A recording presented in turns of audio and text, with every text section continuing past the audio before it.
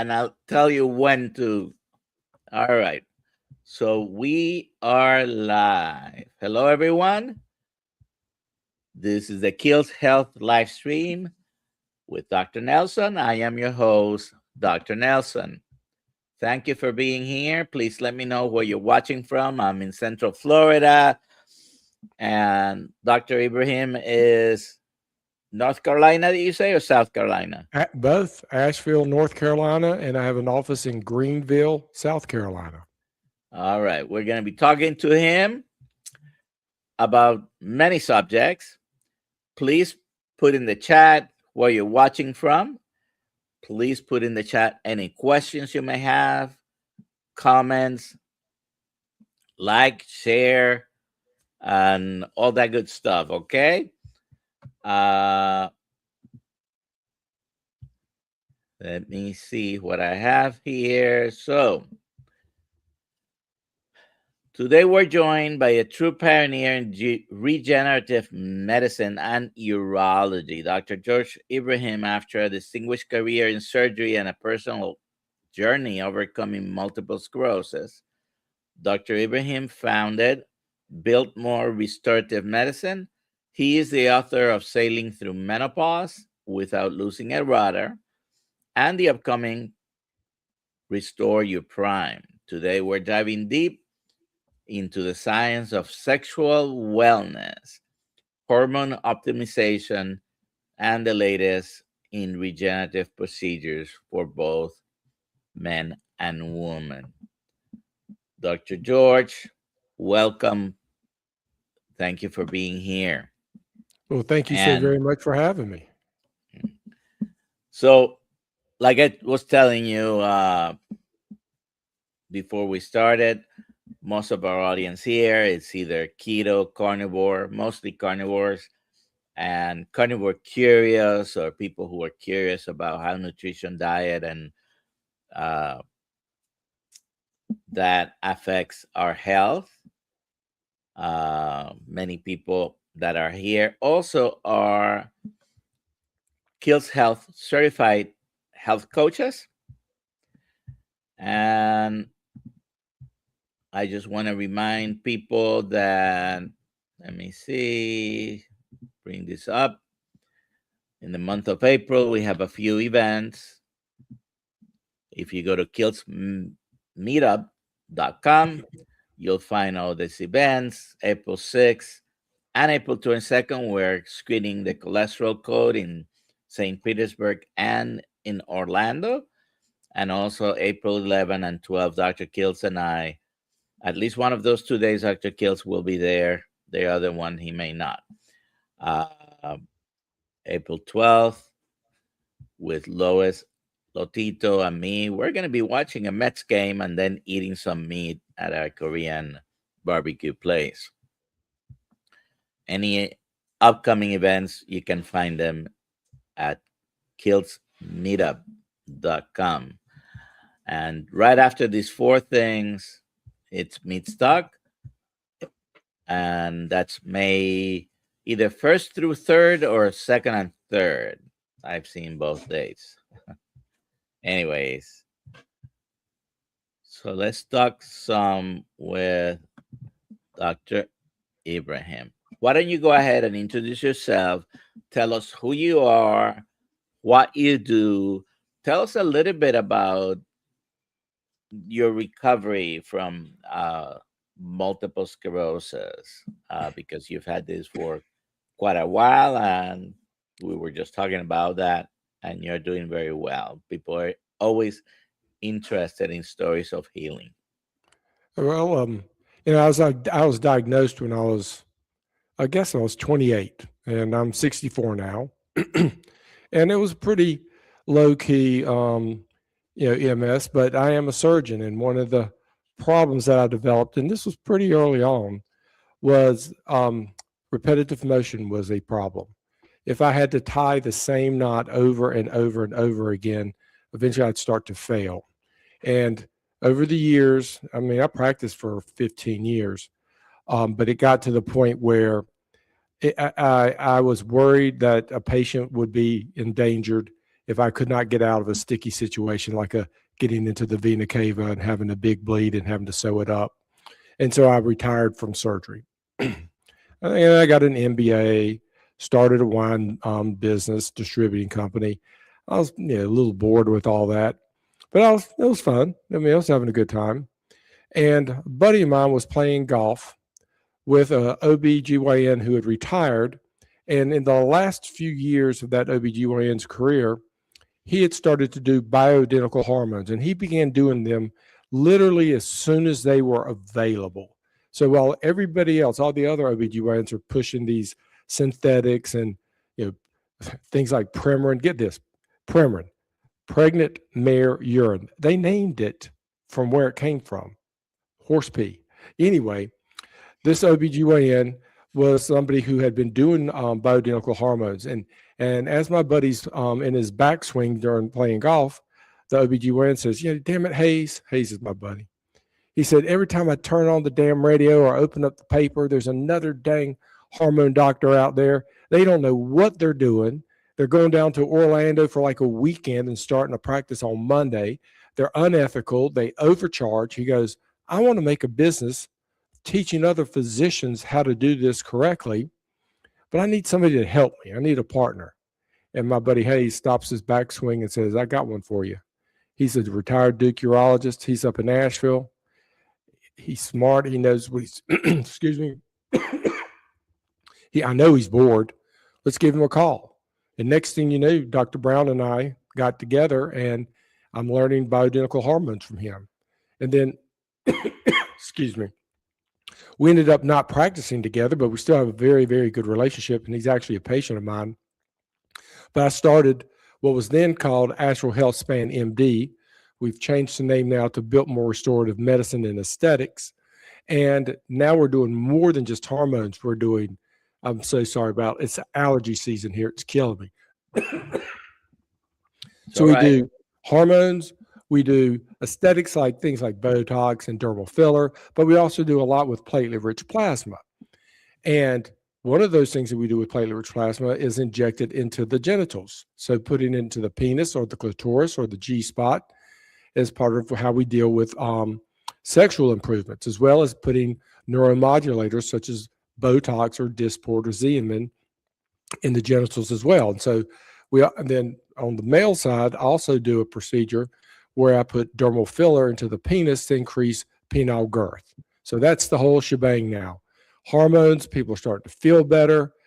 Now they're wanting to have sex, but they want to improve the sex. So we're doing the sexual wellness, and they actually might want to look better. And so we're doing the aesthetics, and that's the practice. All righty. If you have any questions for him, please put them in the chat. And you'll have to tell me if there's a question, because I have to put my reading glasses on. So. Oh yeah. I'll bring it up. I'll read it to you. You don't have to worry much about that. I'll have to put my reading glasses to read them, but that's good.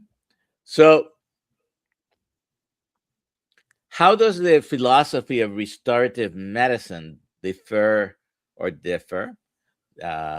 the standard sick care model that most patients experience?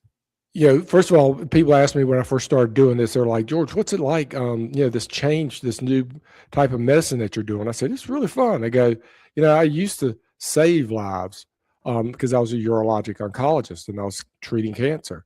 But I said, now I get to take care of people who are not sick, and I get to restore lives. And it's fun watching, this 60-year-old couple, let's say, or mid 50s-year-old couple, and over the years they've sort of fallen out of it, and very rarely having intimacy. And once they get on the program, I mean, they're like teenagers again, and and they'll tell you all about it, and that's a lot of fun. Yeah. And usually you do this later in the live stream, but where can they find you if they want to give you a call, talk to you, have a consult? The best way is just go to our website, and it doesn't matter where you are. Just put in Biltmore Restorative Medicine, and it'll come up. And then there's a couple of tabs: schedule an appointment, schedule a consult. Once you put in your your information. A lot of it is drop down, but then when you get to the part where you can just write freely, that's where you can just say, I just like to have a phone call, or I live in this state. Can you help me? Because I am licensed in about 14 different states, I believe. All righty. Would that be And a lot of mostly the the things we do, southeast by any chance? excuse me? Would that be mostly the southeast Yes, but I'm state? also, yeah, but I'm also in like Illinois, Ohio, Okay. Arkansas. So it's, you'd be surprised. I'm not in California. I am in Florida. All right.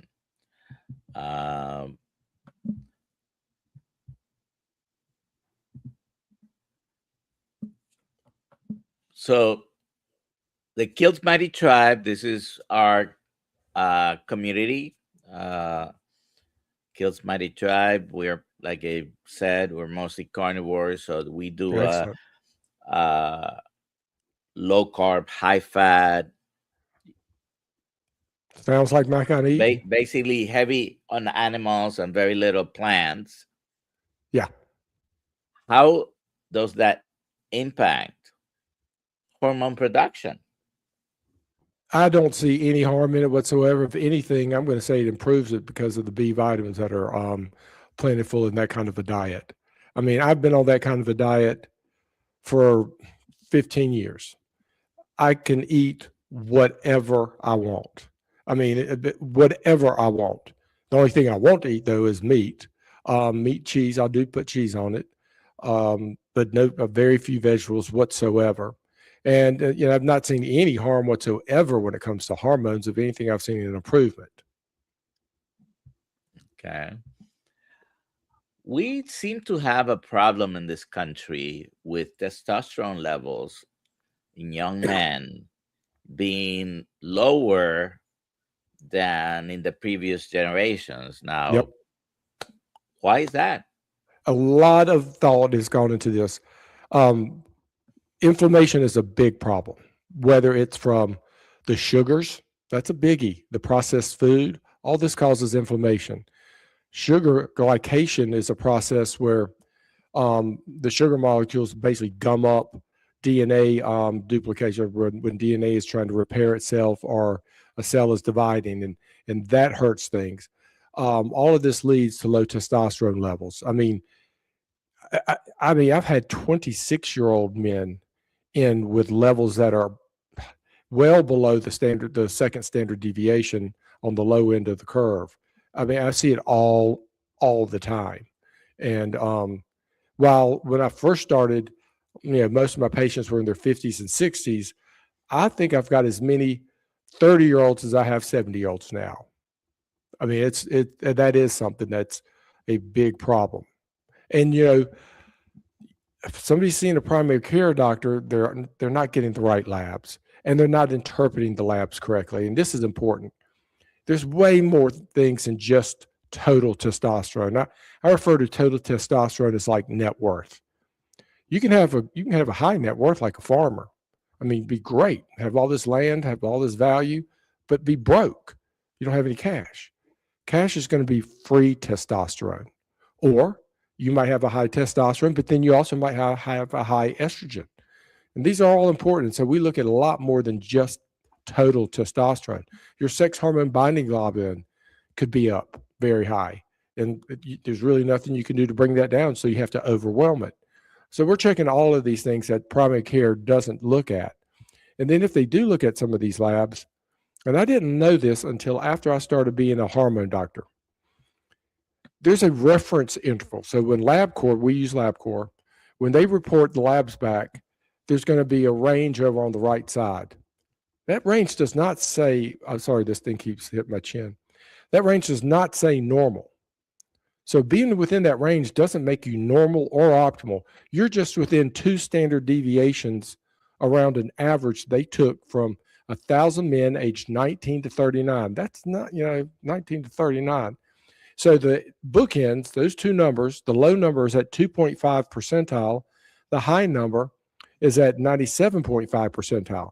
Okay, so let's say if 264 is the low number and your testosterone is 310, you're maybe 4 percentile.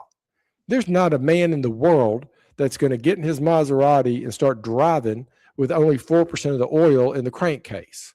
It's just that's what it is. And then I'll quit talking so much, but this is a big one for all the men that are out there. Our peak levels were around the age of 22 to 25. After that, it's downhill, about 2 to 4% a year. So by the time a man is 50, 100% of those men that are 50 are at a testosterone level that is half of what they were in their 20s. Getting back to the car again, you can drive your Maserati with the tires half inflated. It'll drive. It's not going to perform. But if you get your labs done at primary care, they're going to see that numbers in between the bookends, and they're going to say your testosterone is normal. Did not say normal, did not say optimal, just fell within the reference range. And you mentioned something that we have to explain to a lot of people about normal ranges, right? Mm-hmm. Because labs will take, and they do this on a yearly or repetitively, on a cycle. They take a certain number of lab tests, whether it's 1,000 or 10,000, from their own results, and they establish ranges based on that. Yeah. So if, as a population, our testosterone levels have been declining over the years, when you compare to the testosterone levels that people may have had in the 60s or 70s, we are way off, because there is evidence that our numbers have been declining for sure. Absolutely. All right. Let's take a couple of questions here, and let's see. So Catherine asks, what do you think about the red light mask for face and neck? And Good you mentioned question. you guys do aesthetics, so this is why. We have a red light table. We have red light masks, red light lamps. The only thing that I really want to, it's not really a caution. It's the effectiveness of products that are available to the public as opposed to physicians. So the red light bed and lamps that we have and the masks that we have can only be sold to a physician, meaning there's so much, there's a lot more intensity in them. The types of masks that one can get if you're a layperson, it's fine. It's not going to hurt you. It's just a question of how worth it is it. In other words, should you go see somebody that's doing red light therapy in your area who's a physician or a provider that's under the supervision of a physician and use the red light that they can produce, and you're going to see a lot better result. Yes, it's going to be more inconvenient, but it's just such a more intense treatment than what you can do if you're buying the consumer grade, as we call it, lights. So this is not a question, it's just a comment about what we were talking about, the lab ranges, but I just wanted to bring it up because it is so true, Coach Juliet Edens. So the sicker we are as a country, the reasonable ranges or the normal ranges, right, are S for a healthy person. That's a pretty accurate statement, I think. Yeah. All right.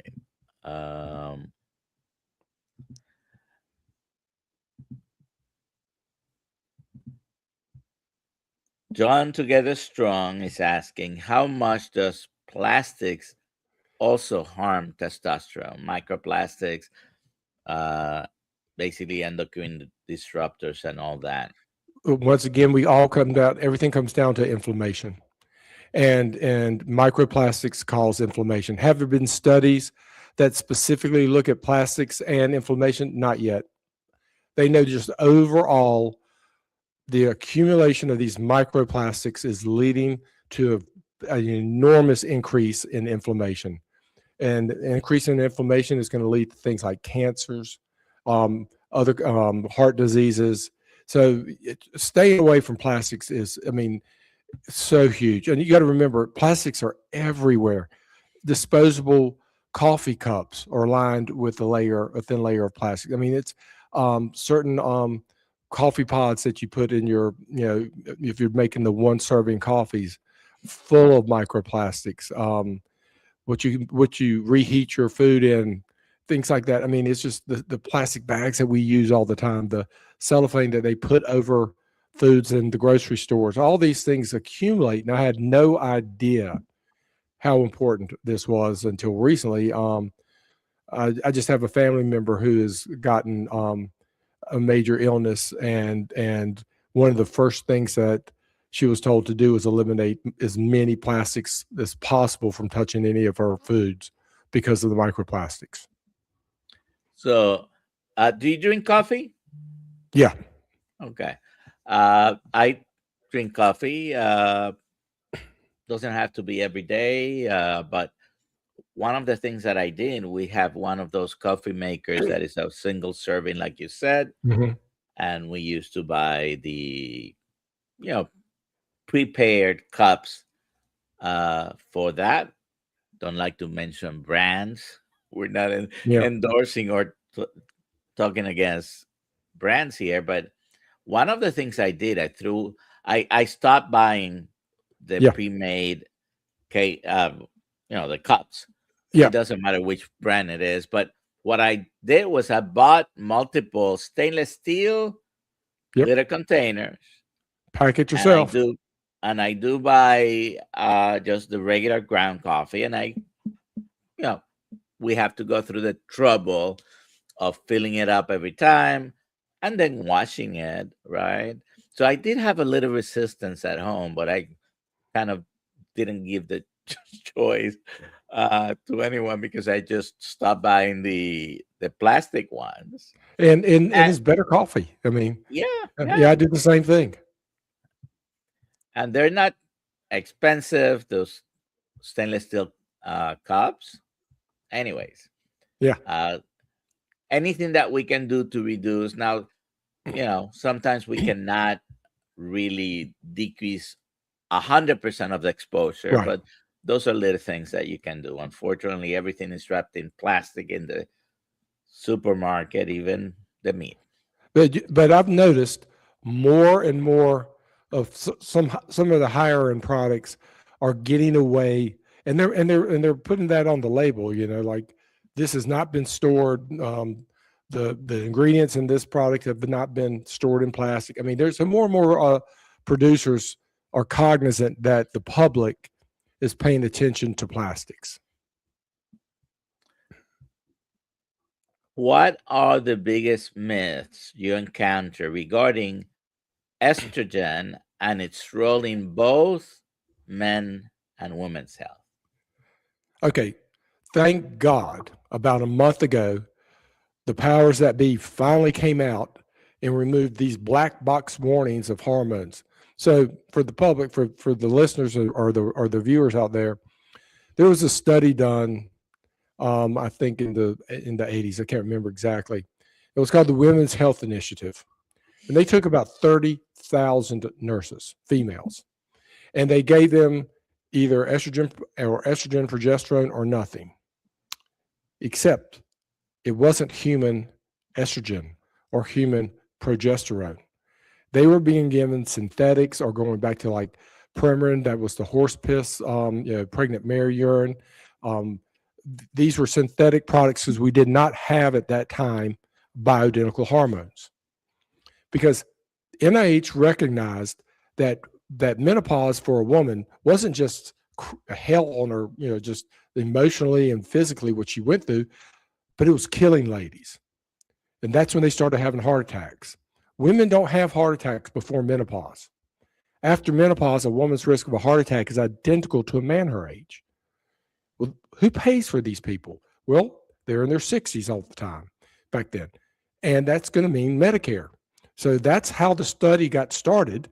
They thought, well, let's just give these women back hormones. We're not going to have to pay so much money to have them in the hospital when they have these heart attacks or break their hip because of osteoporosis, because osteoporosis is due to lack of estrogen. So they did this study. It was horrible. Women started to die.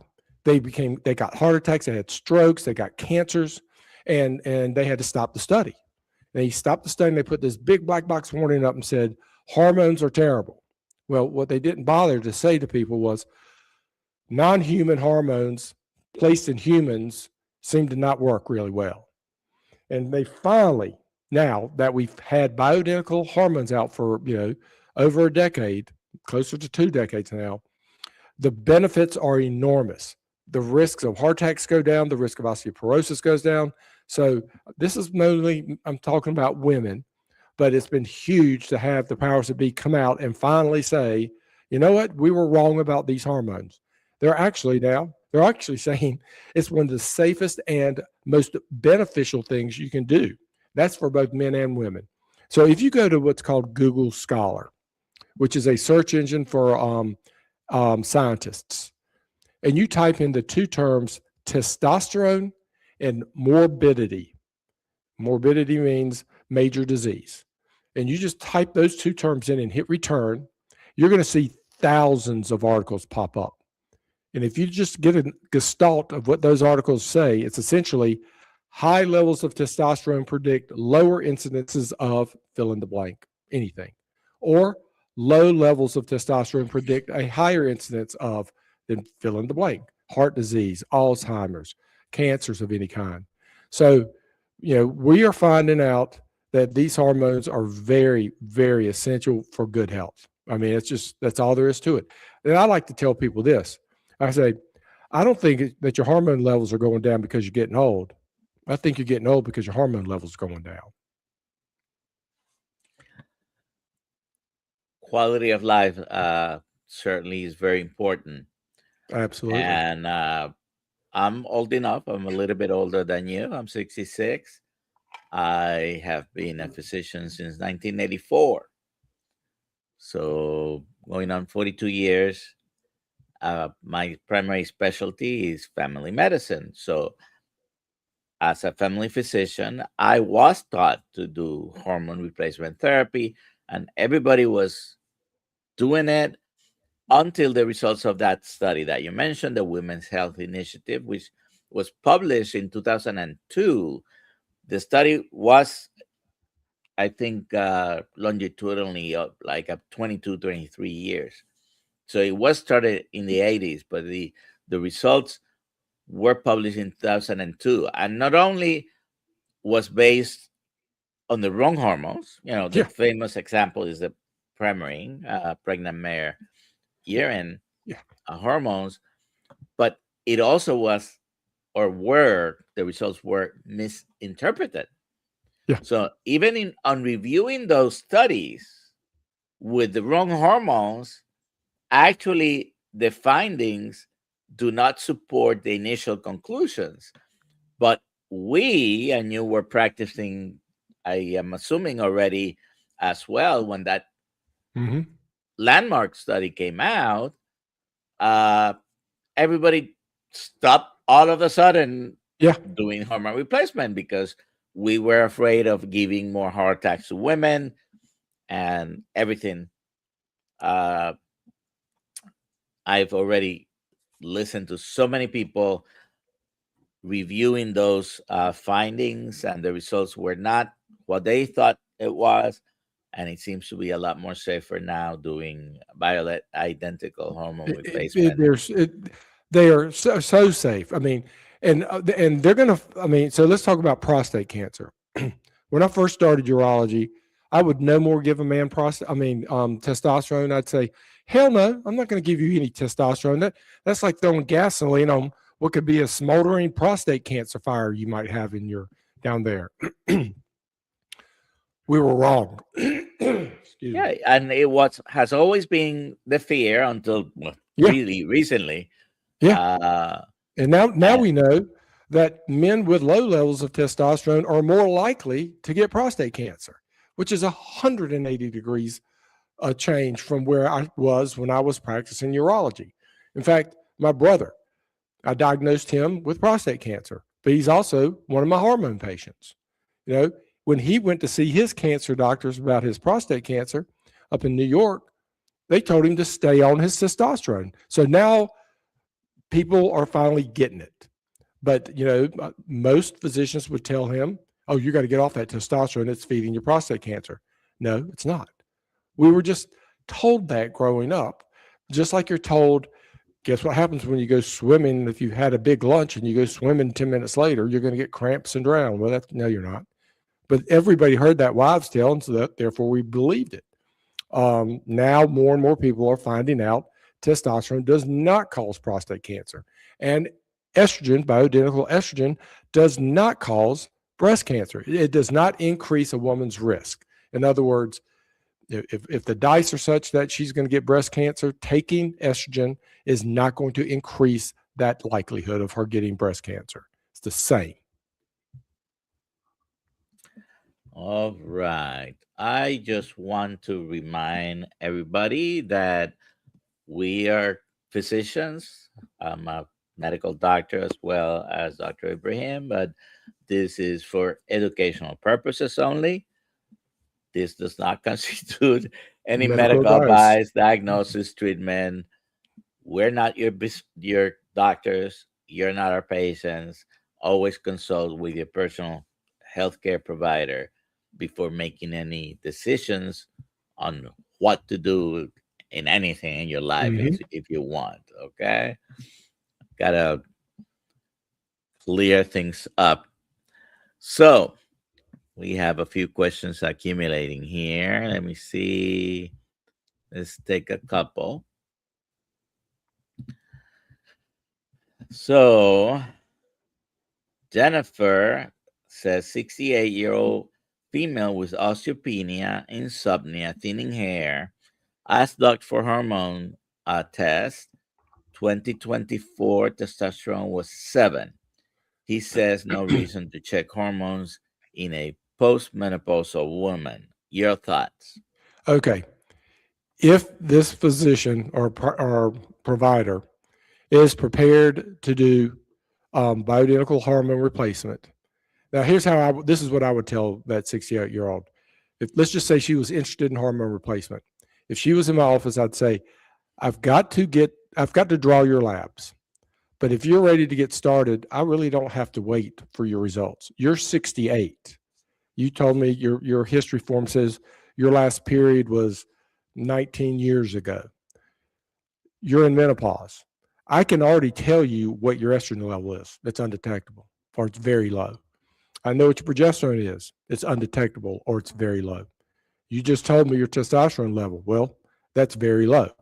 And then I would go ahead and treat her. But I do get labs because, where I live, I need to have them as a baseline since testosterone is a controlled substance.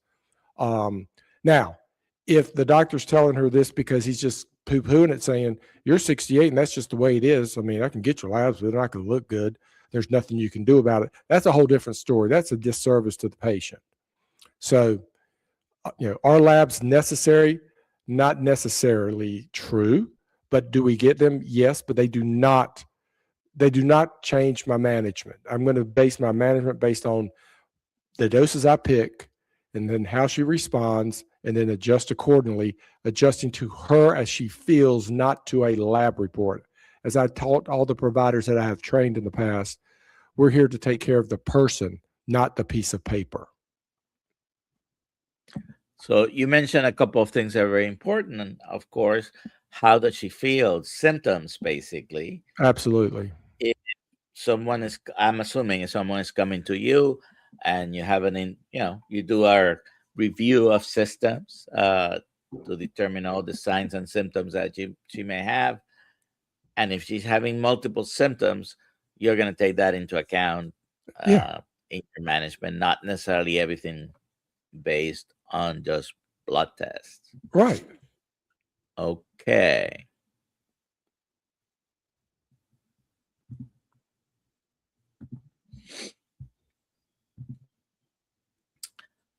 Carnivore now asks, while eating a tomahawk steak there, what are ways to tell you have high testosterone? Basically, he is asking, what are the symptoms of Uh, It's difficult for a man to tell. You know, if everybody your age is walking around with belly fat and you're not, um, if you've got good muscle mass, you put it on easier than your friends that are your same age, then you probably have a higher testosterone level.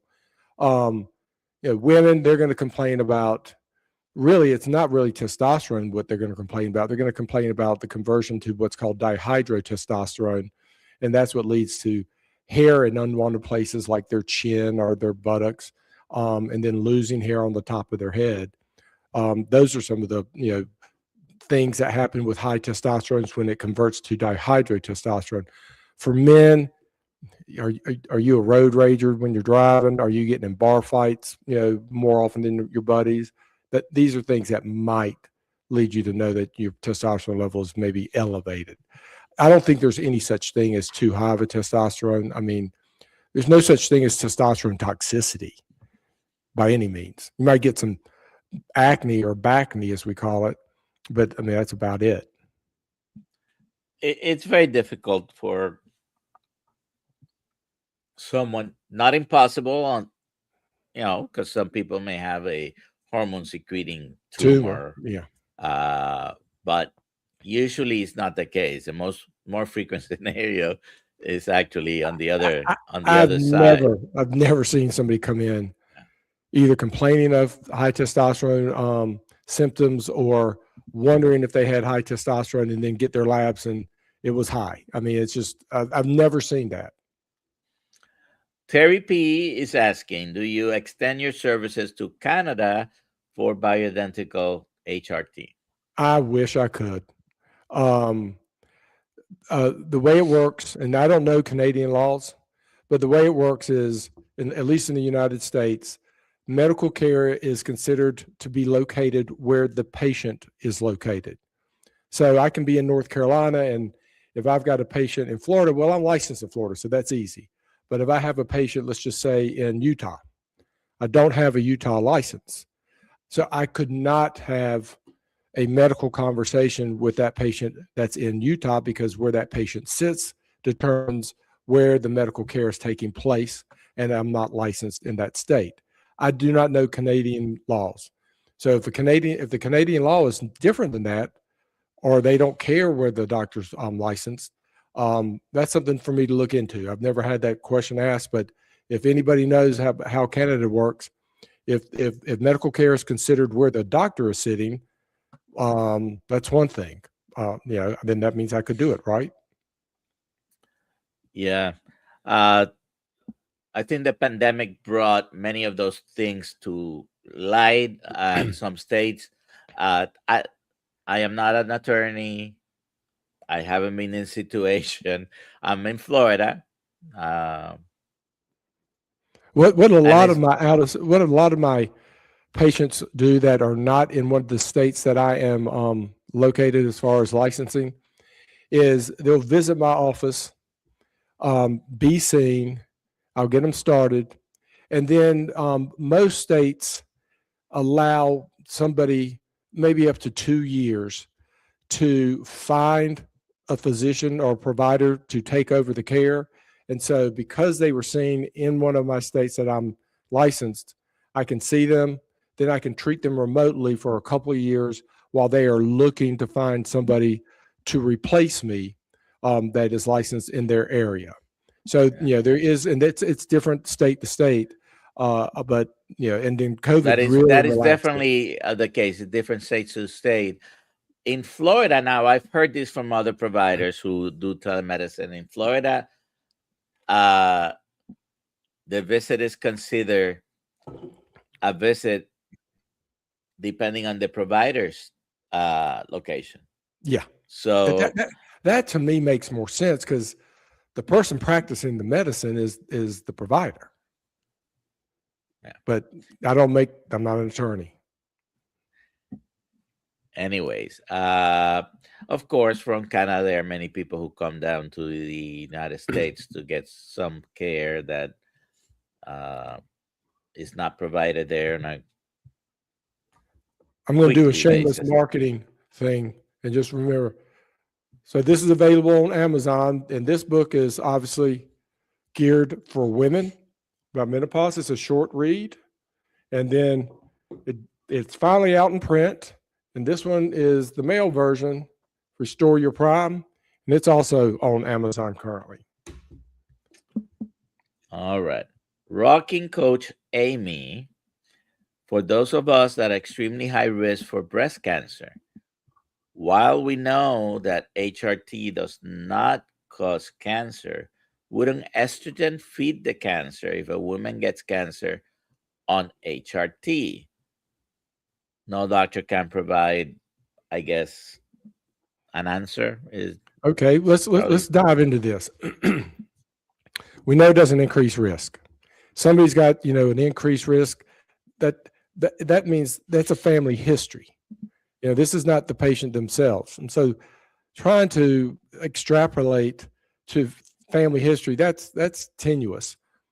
Progesterone, while breast cancer can be what's called PR positive, progesterone receptor positive, there's a debate, and this is the camp that I'm in.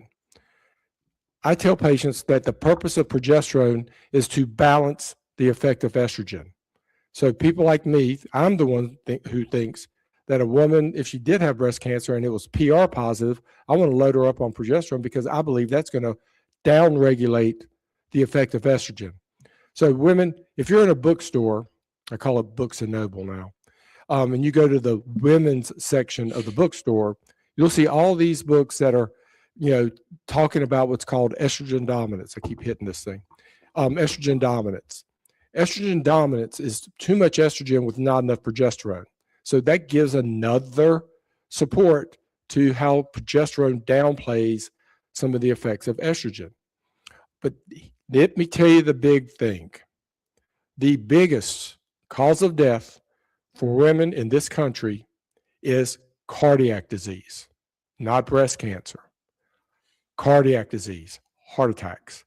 The biggest thing a woman can do to protect herself against a heart attack is to be on bioidentical estrogen, period. It's more important than being the correct weight, not smoking, and having good blood pressure. You can be fat, lazy, have high blood pressure, but if you're taking estrogen as a female after menopause, your chance of a heart attack is less than the girl who is thin, in shape, doesn't smoke, has normal blood pressure, but she's been without estrogen for 10 years. She's at far higher risk. And that, to me, is the take home that women need to start thinking about. I mean, we have all these ball games and everybody's running around in pink shoes, and that's all well and good. But heart attacks kill far more women than does breast cancer. all right. This is her again. It was kind of a follow-up to the question, and she's clarifying that the sister apparently is the one that has had breast cancer. So that's so having breast cancer. All right. Do I have women who come in and say, Dr. Ibrahim, look, I've had a double mastectomy. That was 20 years ago. I am absolutely miserable. I am willing to take the chance. Can you please put me on hormones? And I'll go, yeah, we're going to have you sign something special on your consent form, but you're an intelligent person. You've done your homework. You understand that there's a risk. Now, theoretically, if they got all your breast tissue, there's no cancer. There's nothing there, to turn into cancer. But, even though they do a radical mastectomy bilaterally, there might be some breast tissue left over. But you realize you're miserable. This is not the way you want to live, and you're willing to take the chance. And I will treat that person. They have to be acknowledged. I mean, they have to acknowledge, that they know that others are not going to approve or would have, that is very controversial. But I'm willing to do it if that person is educated and, of sound mind and body, and knows what they're doing. I'll do it. Again, I follow up on those two questions from Rocking Coach Amy. And what about BRCA1, BRCA2 positive receptors? Is it recommended that these women take or not take HRT? I have not finished the study. It's like in my stack, there's a very recent study that came out about BRCA and HRT. And the title of the study was HRT does not worsen your odds if you have BRCA, but I have not read it. So I'm hesitant to talk too much about a study that I have not read fully. I've just looked at the title, but it's saying if you've got BRCA genes, you can still do HRT. But again, I have not read the study, but it's very recent. It was published, I think, within the last 2 months. All right. Carnivore run weight loss are over-the-counter testosterone product pills worth taking. I'm 71 years old, and all these products do not have testosterone. They have herbal supplements that claim to increase your testosterone. Total waste. Total waste of money. Total waste. All right.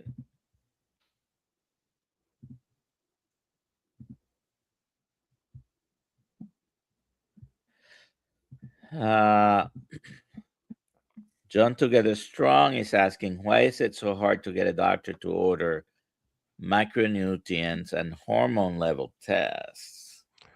One of the biggest reasons is insurance. So insurance will not pay for a lot of different types of tests. And they might pay for some hormone tests. They might pay for a hormone test once a year. I've never seen one. I don't take insurance. So, somebody can correct me on this. The micronutrient tests, we offer that, but insurance is not going to pay for it. I think those are great tests. I especially think the micronutrient test is important. Too many people out there are taking supplements that are useless. About 97% of the supplements that are sold are not what the bottle says. Whether it says, 5,000 units of vitamin D2, it might have 2,000 in it, or it might not have any in it. And they can do that because it says on the label, these are not, inspector or approved or whatever. There are a few companies, though, that have third-party testing for all of their supplement lines. Zymogen is one of them, Metagenics, and Life Extension. And I tell people, if you're going to take any of these, and if somebody contacts my office, we have a code we can give you that gives you a discount. If you're going to take supplements, you need to be taking supplements from one of those companies that is third-party tested. My liability insurance will not allow me to give people supplements that are not third-party tested. They have to be third-party tested. And the reason why I'm going to get back to that micronutrient test, I had this young patient, and she was probably spending $1,000 a month on supplements. And I said to her, I go, okay, I can do a micronutrient test on you. It's $400. I mean, I don't tell them what it is. My staff does. But I told the staff to tell her, Dr. Ibrahim said, he'll give you this test for free if you convert your supplements to us. That way, you'll be getting what you're paying for. When we got her results back, the girl broke down in tears because she saw so many of the micronutrients that she was taking supplements for having almost an undetectable level. I mean, and she was spending thousands over her lifetime on trashy supplements. So it's important where you get your supplements, and getting the cheap ones is not going to be good. A few months ago, I did a little bit of a deep dive on supplementation. I called it hyper supplementation because the results I found, which were kind of expected by me, were that sometimes we hyper supplement. We spend $1,000 a month on this product and that product because this influencer or even doctors told us this is what you need to take. It's going to make you live forever. It's the superfood of the moment. And my review included all the way back to the 1960s because I was born in 1960. So over the years, we've had, and you've seen this, I'm sure, hundreds of different things that have come. Oh, the superfood of the week or the month, right? Mhm. And the vitamin A, the vitamin E, and all the different vitamins, whether well known or not. And we end up taking a lot of supplements. And I am not against supplements, by the way. I do take a few, but we have to be careful with supplementation because we end up taking a bunch of supplements that, like you said, we probably don't need. They're a waste Mhm. of money. They're not having any impact. And so you have to be careful with it. So I have a blog article. I'm going to post the link in the chat here about hyper supplementation, um, for what it's worth. Uh, let's see. Next question. And this is rocking coach Amy. Uh, I would love to have access to that study. My doctor freaks out when I ask them these questions. Thank you, Dr. George. And I don't know. I'll send you. Um, you know, after we get done with this, I'll look it up and try to send it to you. And I saw that title as well. I have not read the study either, but I'm doing And it might have just come out like a month ago. I mean, it's very, very recent. yes. So I know I saw something on that. I really haven't read the study, but uh, probably wouldn't take much time on a search because it's something that probably was published within the last few months, like you said. So it's a study from probably 2025, 2026. Yeah. Just remind me, Amy, and I'll search as well. I want to remind everybody that we do have a Zoom call at 5:30 within the community, the Kiltz Method tribe, and I'll be there at 5:30 as well. Now,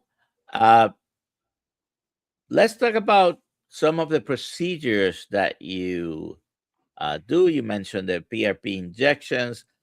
By the way, I was trained to do that, never actually did it, but PRP in general and the multiple places where you can do it, which include the genitalia.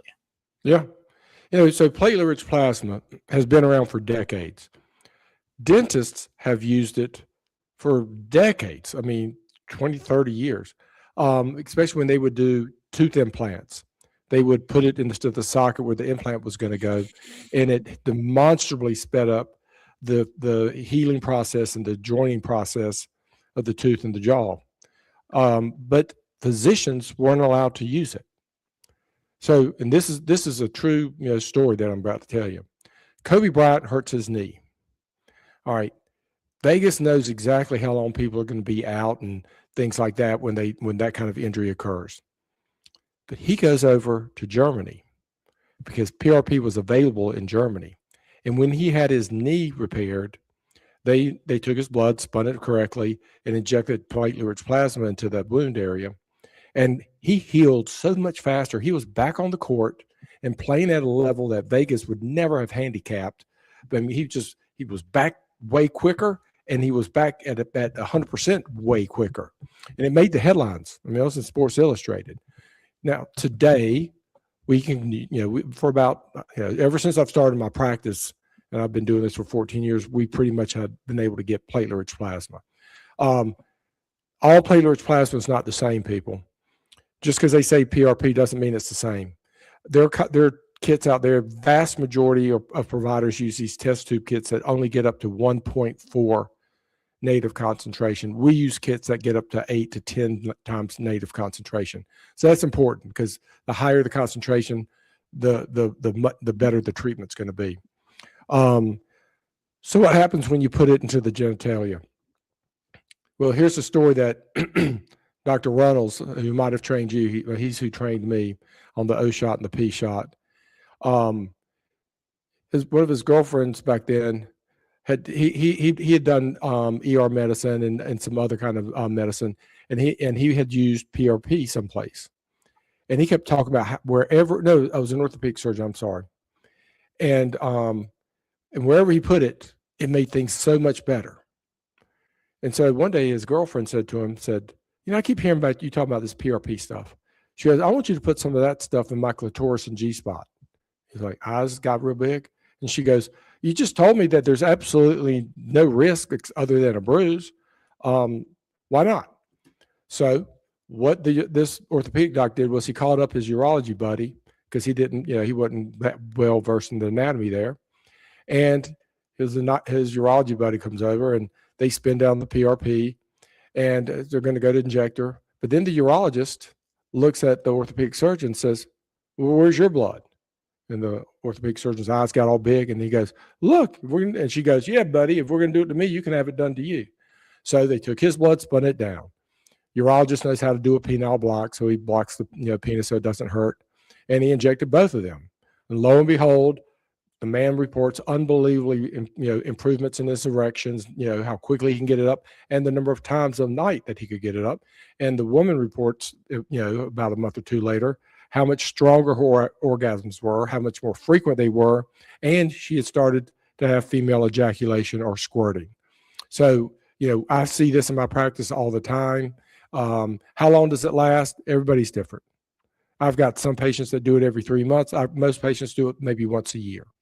But it's fantastic what it does as far as improving orgasmic capability and erectile quality.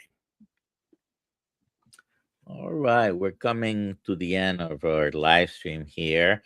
Can you repeat for our viewers your website? And I am going to put it in the chat for anyone who wants to. It's Biltmore Restorative Medicine, or just BiltmoreRestorative.com. And that works at both locations. It's one website, but it's got, it feeds into both locations. And then my books that I just showed you earlier will answer every single question we've heard so far today, except maybe the BRCA one, and then questions you never even thought to even ask. And the books have footnotes. So while it's written to a layperson, it's designed for that layperson, if they wanted to take it to a physician and go, what about these studies? Why can't I do this? But again, it's going to be hard to get a provider that's not hasn't been doing this to be comfortable doing it. And I don't blame that provider. I would not do something based on just reading about it that I've never done to a patient before. I mean, that's just not how I operate. All righty. So thank you very much for being here. Check out his website and his books. Is there on the website a link to the books anywhere? Or? Not yet. Yeah, okay. Not yet. And it's because we're in the process of changing our internet, our web service. And so it will be, once the new company takes over completely, it will definitely be on the website. Right. You want to show them again, though? Yeah, I'll do it again. So for men, restore your prime. I don't know if this thing corrects for the mirror image, but it's restore your prime. And then sailing through menopause without losing a rudder. I'm a big sailor, and menopause can be a rough sea to be in. All right. Well, thank you again, Dr. Ibrahim, for being here with us. Thank you, Dr. Nelson. I appreciate it. Welcome. Remember, those of you who are members of the Kiltz Mighty Tribe will have a Zoom call in an hour and a half, basically. And if you're not a member, find the description in the chat, search for Kiltz Mighty Tribe, go to drkiltz.com and become a member. It's free, okay? So have a great day and eat meat. Thank you, sir.